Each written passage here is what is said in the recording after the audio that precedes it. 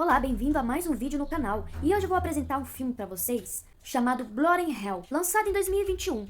Um homem é sequestrado por uma família de canibais e ele precisa achar um jeito de sair dali antes que chegue a hora do jantar. Mas antes de tudo, deixe seu like, se inscreva no canal. Em Blood and Hell, conhecemos o Rex. Ele é um ex-veterano do exército e resolve ir ao banco onde ele flerta com uma recepcionista cujo nome é Ned. Só que para sua surpresa, entra uma quadrilha de ladrões. O que não imaginam é que Rex era casca grossa e iria frustrar o plano deles. Rex, no maior estilo exército de um homem só, vai atrás dos bandidos e acaba um por um. Porém, no meio da ação, uma funcionária do banco acaba sendo baleada e morta. Isso porque, diante da corte, suas ações foram classificadas como inconsequentes. Criou-se então uma divisão na opinião pública, já que para alguns, Rex foi um herói que salvou o dia, mas para outros, ele era na verdade apenas um maníaco cometendo ações imprudentes. Seja como for, o fato é que, no fim das contas, ele foi condenado a 8 anos de prisão. Durante o tempo que ficou preso, Rex decidiu que iria para a Finlândia, e a forma como ele decidiu seu destino foi jogando bolas de papel em um mapa que havia na parede de sua cela. Muito maduro, né? Quanto a Mad, ela o visitou apenas uma vez, mas para dizer que não queria vê-lo mais. Após ter cumprido os 8 anos de sua sentença, Rex põe em prática seu plano de ir para a Finlândia. Ele era bastante conhecido, afinal, o que ele fez chamou muita atenção, de modo que ele fica sendo constantemente abordado pelas pessoas. No aeroporto, quando esperava seu voo, Rex é abordado por um sujeito que lhe diz que um casal finlandês estava interessado nele. Segundo o estranho homem, ele achava que Rex era perfeito para o filho. Mesmo achando estranho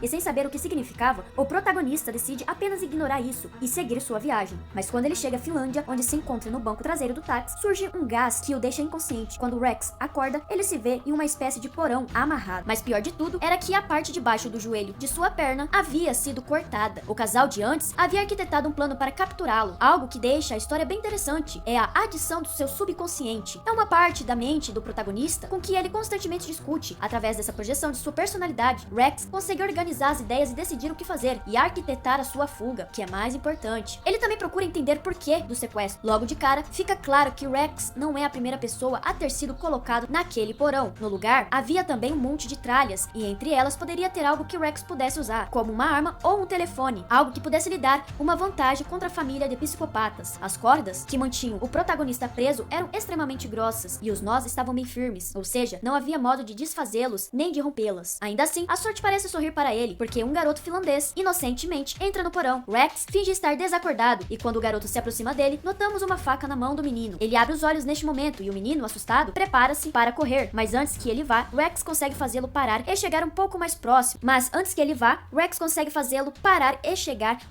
próximo. Só que o suficiente para o Rex machucá-lo. O garoto fica inconsciente na hora. Rex consegue imobilizá-lo entre suas pernas. Só que a irmã do menino vai à procura dele e o encontra com o prisioneiro. Ela não pode gritar, nem fazer qualquer outra coisa, pois Rex só precisa fazer um movimento para finalizar o garoto finlandês. A faca que antes o menino segurava havia caído no chão e Rex propõe um acordo à moça, mas a irmã, no entanto, nada responde e apenas se aproxima de Rex, um gesto que ele considerou bastante estranho e fez com que ele perdesse o foco a ponto de soltar o garoto. Assim, ela consegue puxá-lo, e enquanto isso, Rex tenta puxar a faca com seu pé, mas ele falha, pois a menina também pega a faca para si, e depois, ela leva o irmão para fora do porão. Só que algo muito estranho acontece. A garota diz à família que o garoto cujo nome, na verdade é Ollie, caiu da cama e bateu a cara, e isso lhe causou um machucado no rosto. Os familiares dela se apressam em levar Ollie para o hospital, e assim, apenas a moça, cujo nome é Alia, e Rex ficam na casa. Alia, diferente de seus pais e irmãos, não concordava com a matança de inocentes. Assim, a vontade dela não era fazer qualquer mal a Rex, e sim, em vez disso, libertá-lo. E tem algo ainda mais bizarro. A Alia se apaixona à primeira vista por Rex. Ela revela que seus pais sequestraram Rex para que ele servisse de comida para Patty. Patty é o irmão mais novo dela, com um apetite voraz por carne humana, e por isso, sua família constantemente caçava mais e mais pessoas para alimentar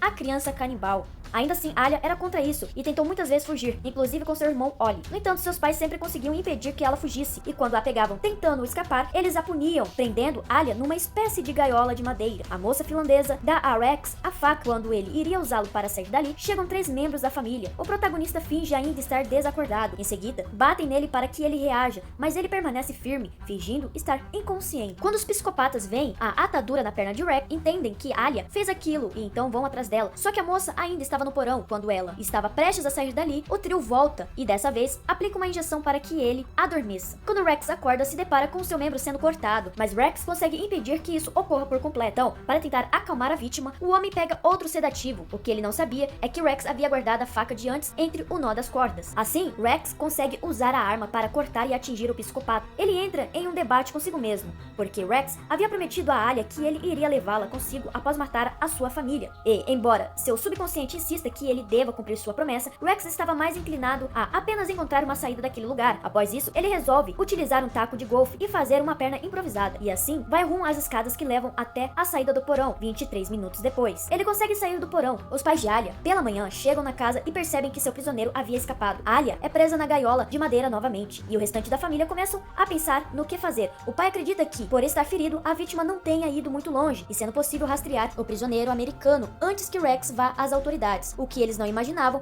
é que a vítima estava bem debaixo do nariz deles. Rex conseguiu se esconder debaixo da mesa, e ele está pronto para fazer sua vingança. O prisioneiro utiliza os utensílios que achou no porão para acabar com toda a família. Quando a família de Ali morre, não acaba por aí. Ainda tinha o Pat. Sim, a fera bestial finalmente aparece. E basicamente é uma criança mutante gigantesca que usa uma fralda. E acontece que em determinado momento, Pat puxa Rex e o protagonista se agarra na geladeira. Ao abrir a porta da geladeira, ele vê sua perna amputada ali dentro. O herói pega a perna e quando Pat o agarra, Rex utiliza a parte do osso para matá-lo. Após o sinistro acontecimento, Rex liberta Alia e juntos eles saem daquele lugar. E no final, quando Alia e Rex estão numa reunião com alguns amigos, falando sobre como se conheceram, vemos que Alia tinha um pouco da psicopatia de sua família. Isso porque, quando uma das mulheres na mesa começa a flertar com Rex, Alia se imagina acabando com sua vida a sangue frio. Mas o melhor dessa cena é que quando o foco volta para a história, vemos as falas finais de Rex sobre como conheceu sua parceira. Blood in Hell é um filme com um humor ácido e imprevisível, um clássico quase perfeito. E assim termina mais um recapitulado. Até a próxima!